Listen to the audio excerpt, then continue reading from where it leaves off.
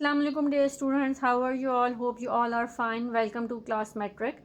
आज हम लोग अपना न्यू लेक्चर स्टार्ट करने जा रहे हैं फिज़िक्स का। फर्स्ट लेक्चर है ये आप लोग का। अभी आप लोग के पास बुक्स अवेलेबल नहीं हैं, ठीक है। और मार्केट में भी आई थिंक मेट्रिक की बुक्स अभी अवेलेबल नहीं हैं, कुछ दिनों में आ जाएंगी। जब तक हमारे पास बुक्स नहीं हैं तो हम लोगों ने लास्ट 9 क्लास में चैप्टर नंबर 11 तक किया था। ओके, चैप्टर 11 जो हीट था वो आप लोग के पास बुक के अंदर था, वहाँ तक हमने कर लिया था। तो आज मैं आप लोगों को साउंड्स एंड वेव्स वाला चैप्टर है वो स्टार्ट करवा रही हूँ। जब हमारे पास बुक्स आ जाएंगी तो देख लेंगे। फ़िलहाल हम लोग जो है साउंड एंड वेव्स का चैप्टर जो है वो टॉप, अगर बुक आती है चेंजेस होंगी भी तो टॉपिक्स एटलीस्ट यही होंगे, सही है। तो साउंड एंड वेव्स वाला चैप्टर है जो कि इम्पॉर्टेंट होता है, तो हम वही वाला चैप्टर से स्टार्ट करते हैं।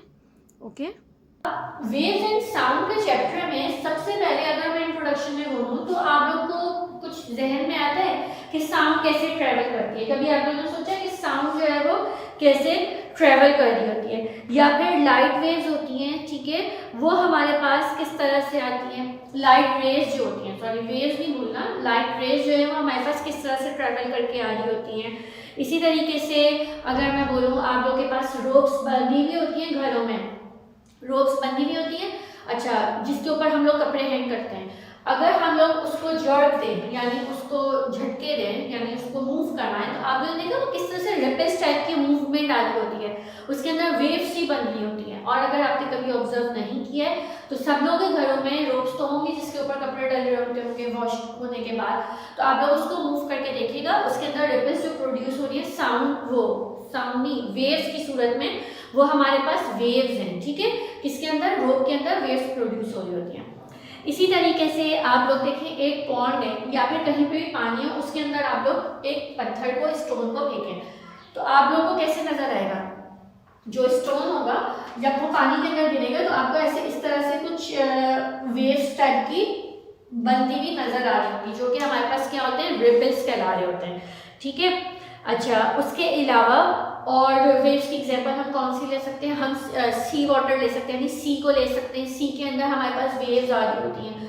अब जब हमारे पास, आप लोगों ने ऑब्जर्व किया होगा, ये आगे इसी चैप्टर में हम पढ़ेंगे, लेकिन हम इंट्रोडक्शन में थोड़ा सा इस चीज़ को देख लेते हैं कि आप लोगों ने ये चीज़ ऑब्जर्व की होगी कि अगर हम लोग साहिल पर जाते हैं यानी समंदर पर जाते हैं तो सामने से हमें वेव्स नजर आ रही होती है कि वेव्स हमारी तरफ आ रही है। बाज़ दफ़ा लगता है बहुत बड़ी बड़ी वेव्स आ रही हैं, ठीक है, और वो जैसे हमारे पास करीब आने लगती हैं तो वो छोटी हो जाती है, ठीक है। अच्छा, और बाज़ दफ़ा ये लग रहा होता है कि बहुत छोटी वेव आ रही होती है, लेकिन जब तक वो हमारे पास आती है तो ऐसा लगता है बहुत बड़ी वेव हो गई है। तो वो कंस्ट्रक्टिव इंटरफेरेंस होता है, डिस्ट्रक्टिव इंटरफेरेंस होता है, जिसके अंदर 2 या 3 छोटी वेव बन के जो है वो एक बड़ी वेव बन जाती है। और बाज़ दफ़ा होता है एक बड़ी वेव होती है, उसके अंदर डिस्ट्रक्टिव इंटरफेरेंस हो जाता है, जिसकी वजह से वो छोटी वेव बन जाती है, ठीक है। तो ये सारी चीज़ें तो हम लोग आगे पढ़ेंगे तो आपको पता चलेगा कि डिस्ट्रक्टिव इंटरफेरेंस और कंस्ट्रक्टिव इंटरफेरेंस हमारे पास क्या चीज़ होती है।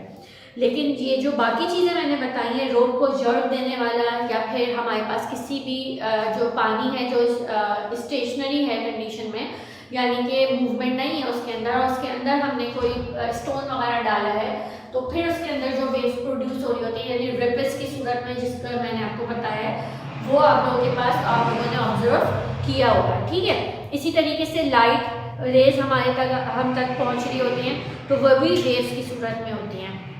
इसी तरह से साउंड वेव्स होती हैं। अच्छा, अब साउंड वेव्स की सूरत में ट्रैवल करती हैं, और ये बात याद रखिएगा आप लोग कि वेव्स को ट्रैवल करने के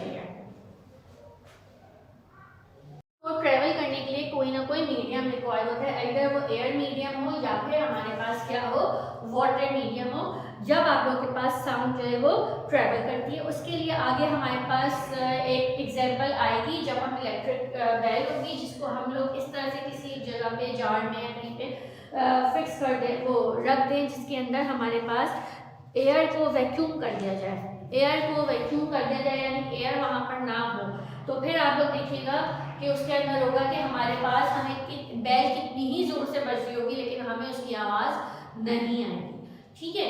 तो इसका क्या मतलब होता है, साउंड को ट्रैवल करने के लिए कोई ना कोई मीडियम रिक्वायर्ड होता है।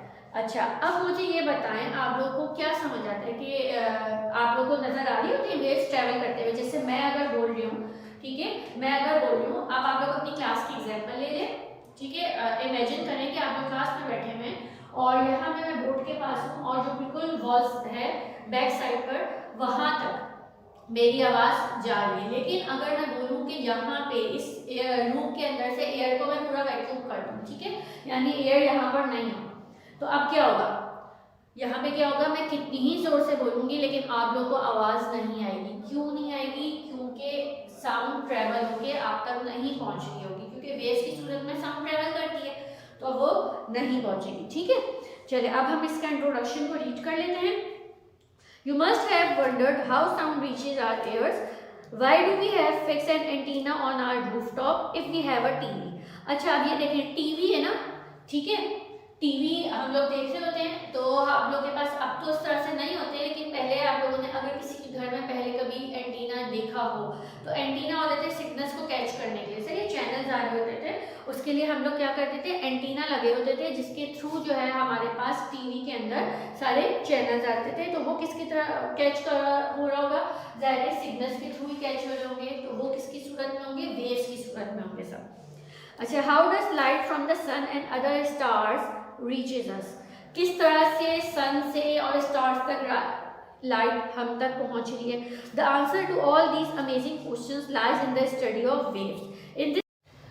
In this chapter, we shall study the wave phenomena and their manifestation in sounds. Okay, often children playing near a pond drop a pebble or stone in the pond water to produce circular shaped ripples on the surface of the calm and still water. ये मैंने अभी आप लोग को example दी है इसकी भी। The children also amuse themselves when they give continual jerks to a rope and try to make a snake-like motion of the rope.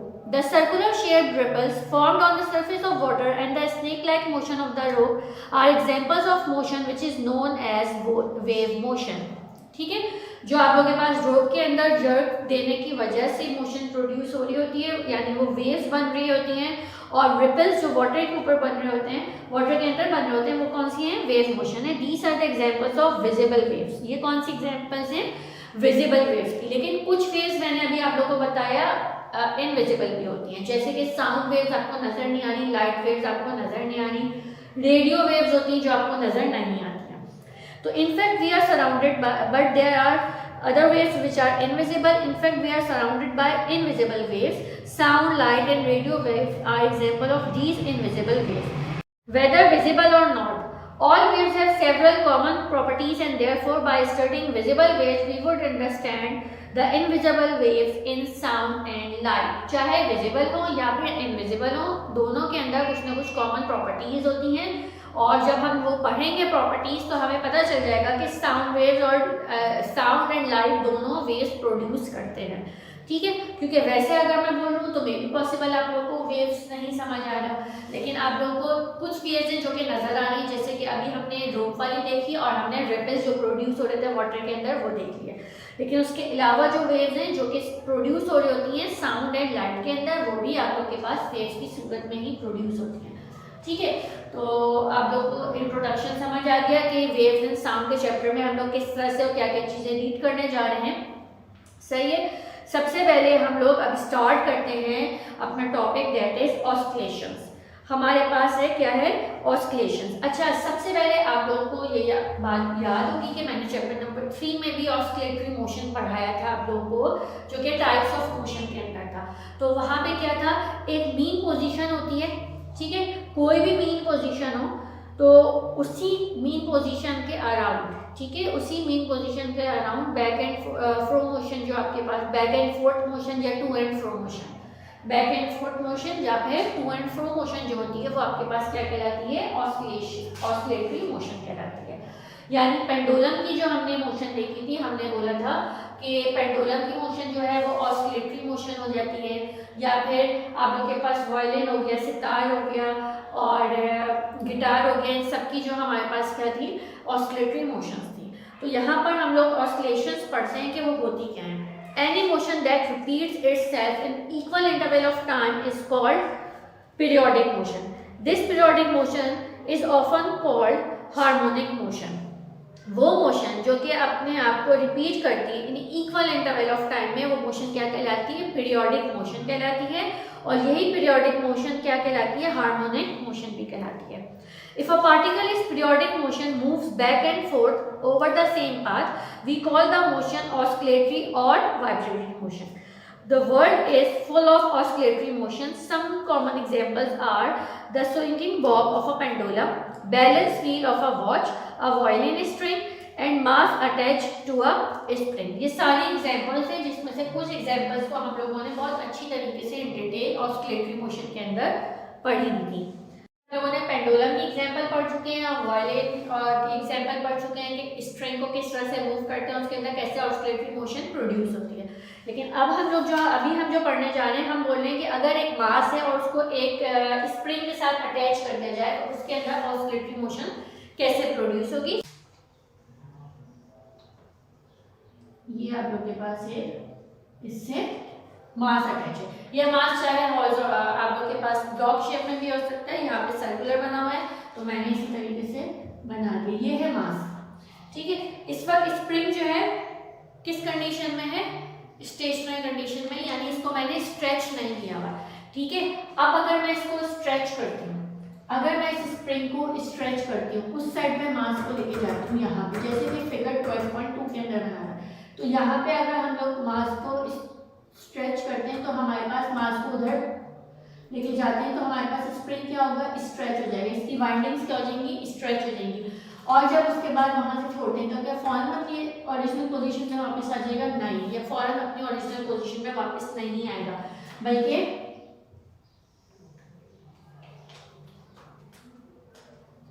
इसको हम थोड़ा सा यहाँ पे कम कर देते हैं।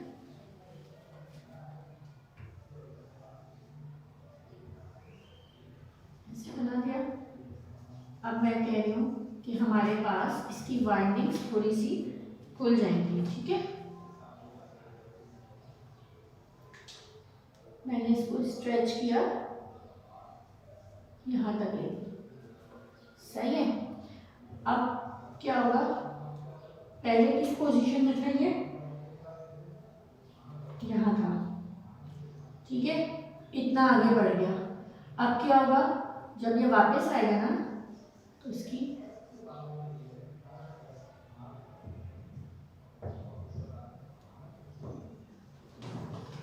ठीक है, इसके सर्कल के मिड में से हम लोग इसको देख रहे हैं। अच्छा जी, अब इस वाली फिगर के अंदर वो क्या है? ये अपनी पोजीशन के ऊपर था, इस वक्त हमने इस स्प्रिंग को स्ट्रेच नहीं किया। अब जब मैं इस मास को आगे मूव करवाती हूँ, साइड पर लेके जाती हूँ, तो ये वाइंडिंग्स स्ट्रेच हुई नजर आ रही है, यानी ये स्प्रिंग स्ट्रेच हो गया तो वाइंडिंग्स खुल गई है, ठीक है। अब जब इसको मैं यहाँ से छोड़ती हूँ तो ये क्या होगा? वापस अपनी ओरिजिनल पोजीशन में आने के लिए सबसे पहले ये इधर चला जाएगा, फिर उसके बाद फौरन नहीं रुक जाता है स्प्रिंग, थोड़ा सा अब ये इसकी मीन पोजीशन है, मीन पोजीशन के अराउंड थोड़ा सा बैक एंड फोर्थ मूव करेगा और उसके बाद अपनी ओरिजिनल पोजीशन पे आके रुक जाएगा। तो ये आप लोग के पास कौन सी मोशन हो गई है? पीरियोडिक मोशन हो गई है, ठीक है। तो हमारे पास क्या है? The phenomena of elasticity is closely linked with that of vibration or oscillations. It is common experience that when some elastic material, for example a mass m, अच्छा ये इलास्टिसिटी की वजह से हो रहा है, ये चीज़ आप लोग को समझ आ रही है ना? चैप्टर 10 में मैंने एक्सप्लेन कर दिया था, इसलिए मैंने दोबारा बोला नहीं है ये बात, लेकिन आपको समझ आ रही है। ये हर ऑब्जेक्ट के लिए नहीं है। अगर आपने किसी और ऑब्जेक्ट को इस तरह से खींच के बड़ा कर दिया है, फॉर एग्जाम्पल कोई ऐसा ऑब्जेक्ट है कि जिसकी शेप चेंज हो गई, तो उसकी हमने डिस्टॉर्शन पढ़ी थी, तो वो अपनी ओरिजिनल पोजीशन पे ऐसे वापस नहीं आ जाएगा। ये सिर्फ और सिर्फ जो वो आएंगे जो कि इलास्टिक बॉडीज होंगी, ठीक है, जिसके अंदर इलास्टिसिटी होगी। For example a mass m attached to one end of the spring and placed on a frictionless horizontal surface as shown in figure 12.1, ये वाली फिगर, ठीक है। It is displaced from its normal or equilibrium position and then released. It will move through the equilibrium position and become extended in the opposite direction. ये पहले यहाँ पर आएगा और फिर अपनी अपोजिट डायरेक्शन में भी एक्सटेंड होगा। कितना एक्सटेंड होगा? जितना ये यहाँ पर होगा उतना ही ये बैक साइड पे भी जाएगा। Having extended itself to the other side of its normal position, the motion is reversed and is directed back towards the equilibrium position, where again it goes to other side as shown in figure. फिर ये क्या करेगा, यहाँ से यहाँ आएगा, यहाँ तक जाएगा, फिर वापस आएगा और फिर स्लो होने के बाद यहाँ पे आके रुक जाएगा। और ये इसकी क्या है, मीन पोजीशन है। The mass continues this back and fourth oscillatory motion until frictionless effects cause the motion to stop। कब तक ये करते रहेंगे मूवमेंट, जब तक ये फ्रिक्शन यहाँ पर है हमारे पास, फ्रिक्शनल जो सरफेस है जिसकी वजह से ये इसके अंदर क्या प्रोड्यूस करेगा, फोर्स प्रोड्यूस करेगा, फ्रिक्शन प्रोड्यूस करेगा, उसकी वजह से ये जो है वो अपनी मीन पोजीशन पे आके रुक जाएंगे। All oscillatory motion of this type depend directly on the elastic properties of the vibratory material। किसके ऊपर डिपेंड करती है ऑस्किलेटरी मोशन इस टाइप की, डायरेक्टली किसके ऊपर डिपेंड करती है, इलास्टिक प्रॉपर्टीज पे डिपेंड करती है वाइब्रेटरी मटेरियल। जो भी मटेरियल जो कि वाइब्रेट कर रहा है उसकी इलास्टिसिटी की प्रॉपर्टीज के ऊपर डिपेंड कर रही होती है। ठीक है क्लास, ये वाला आप लोग को समझ आ गया। ऑस्किलेशंस के अंदर के पीरियोडिक मोशन क्या होती है और किस तरह से प्रोड्यूस हो रही होती है, और एक पर्टिकुलर टाइम इंटरवल होता है उसके अंदर हो रही होती है। ऑस्किलेटरी मोशन हमने बता दिया था, पहले भी हमने कर चुके हैं।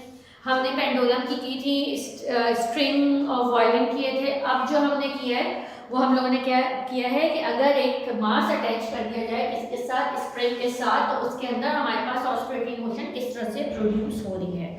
ठीक है, और आप लोग को इसके अलावा मैंने इंट्रोडक्शन दिया है और ऑस्किलेशंस पढ़ा दिया है, और होपफुली आप लोग को ये समझ आ जाएगा। और अब आप लोग का होमवर्क ये है कि बस इसको अच्छी तरीके से रीड कर लीजिएगा। ठीक है, थैंक यू।